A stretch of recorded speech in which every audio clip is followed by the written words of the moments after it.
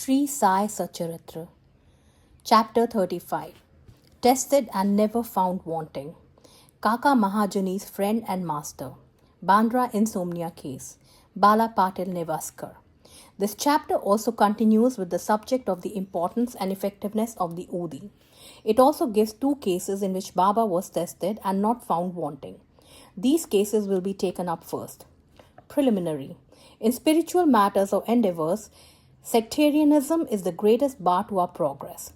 Those who believe that God is without form are heard saying that to believe that God is with the form is an illusion and that the saints are only human beings. Then why should they bow down their heads before them and offer dakshina? Persons belonging to the other sects will also raise objections and say, why should they bow and offer alliance to other saints, leaving their own gurus? Similar objections regarding Sai Baba were heard before and even now. Some said that when they went to Shirdi, Baba asked for dakshina from them. Is it good that saints should collect money in this fashion? If they do so, where is their sainthood? But there are many instances where men went to Shirdi to scoff but remained there to pray. Two such instances are given below. Kaka Mahajani's friend. A friend of Kaka Mahajani was a worshipper of Nirgun, God without form, and was averse to idolatry. Out of curiosity, he agreed to go to Shirdi with Kaka Mahajani on two conditions. That is, that he would neither bow down to Baba nor pay him any dakshina. Kaka agreed to these conditions and they both left Mumbai on a Saturday night and reached Shirdi the next morning. As soon as they put their feet on the steps of the masjid, Baba, looking at the friend from a little distance, addressed him in sweet words as follows. "Oh, welcome, sir." The tone in which he uttered these words was a very peculiar one. It exactly resembled the tone of the friend's father. It reminded him of his departed father and sent a thrill through his body. What an enchanting power the tone had. Being surprised, the friend said, "This is no doubt the voice of my father." Then he at once went up and, forgetting his resolution, placed his head upon Baba's feet. Then Baba asked for dakshina twice, once in the morning and again at noon, at the time of their taking leave. But he asked it from Kaka only and not from the friend. The latter whispered to Kaka, "Baba asked for dakshina from you twice. I am with you. Why does he ignore me?" "You ask Baba yourself," was Kaka's reply.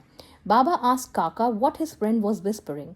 Then the friend asked Baba himself whether he should pay any dakshina. Baba replied, "You had no mind to pay, so you were not asked. But if you want to pay now, you may." Then the friend paid rupees 17 as dakshina, the same amount that Kaka paid. Baba then addressed him with a few words of advice. "You destroy the Thales wall, sense of difference between us, so that we can see and meet each other face to face." Then Baba allowed them to leave. Though the weather was cloudy and rough, Baba assured them of their safe journey, and both of them reached Mumbai safely. When he reached home and opened the door and windows of his house, he found two sparrows dead on the ground and one just flying out through a window. He thought that if he had left the windows open, the two sparrows would have been saved, but thought again that they had met their lot and that Baba had sent him back soon just to save the third sparrow. Kaka Mahajani's master. Kaka was the manager in the firm of Thakur Dharamse Chetabai, a solicitor of Mumbai. Both the master and the manager were on intimate terms. Mr. Thakur knew that Kaka would often go to Shirdi, stay there for some days and return when Baba permitted him. Out of curiosity, Mr. Thakur decided to go to Shirdi with Kaka during Shimga holidays. As Kaka's return was uncertain, he took another man with him for his company. The three started together and Kaka bought 2 seahs of raisins, dried grapes with seeds, on the way for presentation to Baba.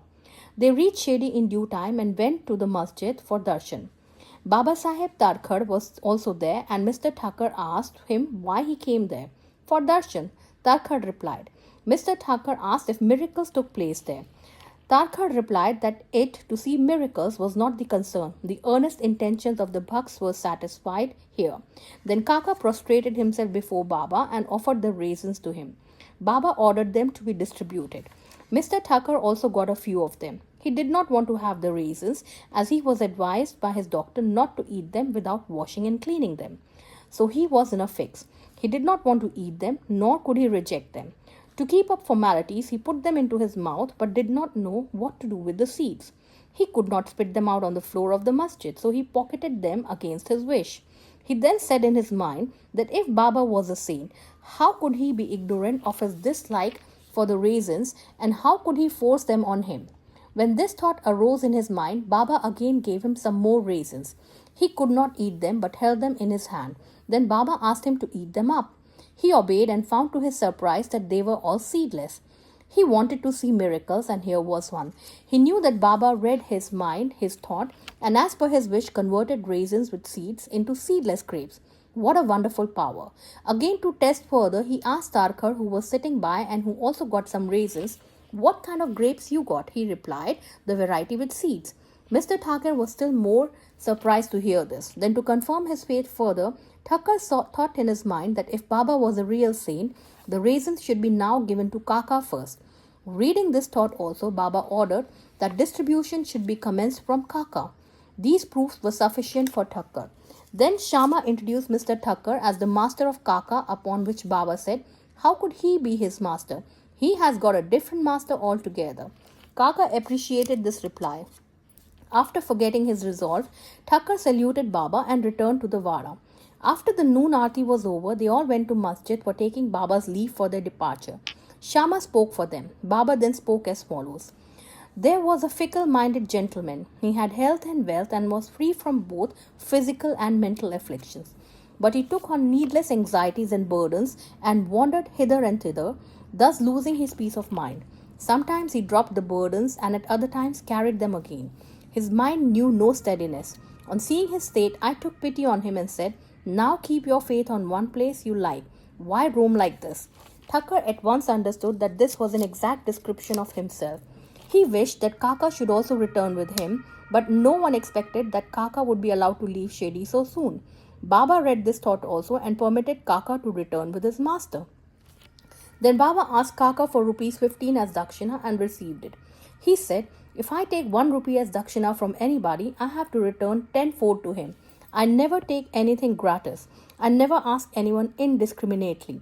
I only ask and take from him whom the fakir, my guru, points out. If anyone is indebted formally to the fakir, dakshina is received from him. The donor gives, that is, sows his seeds, only to reap a rich harvest in future. Wealth should be the means to work out dharma. If it is used for personal enjoyment, it is wasted. Unless you have given it before, you do not get it now. So the best way to receive is to give. The giving of dakshina advances vairagya, non-attachment, and thereby bhakti and dhyan. Give one and receive tenfold. On hearing these words, Mr. Thakur himself gave rupees 15 in Baba's hand, forgetting his earlier resolve not to do so. He thought it was good that he came to Shedi, as all his doubts were solved and he learned so much. Baba's skill in handling such cases was unique. Though he conducted all that, he was totally non-attached to them. Whether anybody saluted him or not, or whether anybody gave him dakshina or not, all was same to him. He felt no pleasure if he was worshipped and felt no pain if he was disregarded. He had transcended the pains of opposite, that is, pleasure and pain, etc. Insomnia case. A caste Prabhu gentleman of Bandra suffered from insomnia for long. As soon as he lay down for sleep, his departed father appeared to him in his dream, abused and scolded him severely. This disturbed his sleep and made him restless the whole night. Every night this went on and the man did not know what to do. One day he consulted a devotee of Baba in this respect. He recommended the udi as the only infallible remedy he knew. He gave him some of the udi and asked him to apply a little on his forehead before going to bed and keep the udi packet under his pillow. He tried this remedy and found to his great surprise and joy that he had a sound sleep and there was no disturbance of any kind. He continued the remedy and always remembered Sai. Then he got a picture of Sai Baba which he hung on the wall near his pillow and started worshipping it daily, and on Thursdays offered garland, nevedya, etc. Then he got well and forgot his trouble altogether. Balaji Patil Nevaskar. This man was a great devotee of Baba. He rendered excellent and selfless service.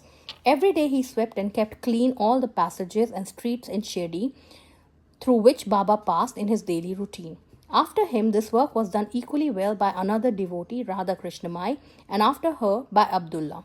When Balaji reaped his corn every year, he brought the whole quantity and presented it to Baba. He returned with what Baba gave him back and maintained himself and his family with it. This course was followed by him for many years and after him by his son also. Power and efficacy of Udi. Once it happened that on Balaji's death anniversary, a certain number of guests were invited and the dinner was prepared for them. But at dinner time, it was found that thrice the number of people invited turned up. Mrs. Nevaskar was in a fix. She thought that the food would not suffice for the people assembled, and if it fell short, the honor of the family would be at stake. Her mother-in-law comforted her by saying, "Don't be afraid, it is not ours but Sai's food. Cover every vessel with cloth, putting some udi in it, and serve from the same without opening it. Sai will save us from ignominy." She did as she was advised, and it was found to their surprise and joy that not only did the food suffice for all, but plenty of it remained after serving. As one feels intently, so he realizes accordingly, was proved in this case. Sai appearing as serpent. Once Raghu Patil of Chedi went to Balaji Patil at Nuais. That evening he found that a serpent entered the cowshed hissing. All the cattle were afraid and became restless. The inmates of the house were frightened, but Balaji thought that it was Sai who appeared in his house as a serpent. Without being afraid in the least, he brought a cup of milk and placing it before the serpent said, "Baba, why do you hiss like this? Do you want to frighten us? Take this cup of milk and drink it with a calm mind." Saying this, he sat down close by. The other members were frightened and did not know what to do. In a short time, the serpent disappeared of its own, and nobody knew where it went. It was not found, though a thorough search was made in the cowshed. Balaji had 2 wives and some children. They sometimes went to Shedi from Nuais for taking Baba's darshan. Then Baba bought saris and other clothes which were given to them with his blessings. Bow to Sri Sai. Peace be to all.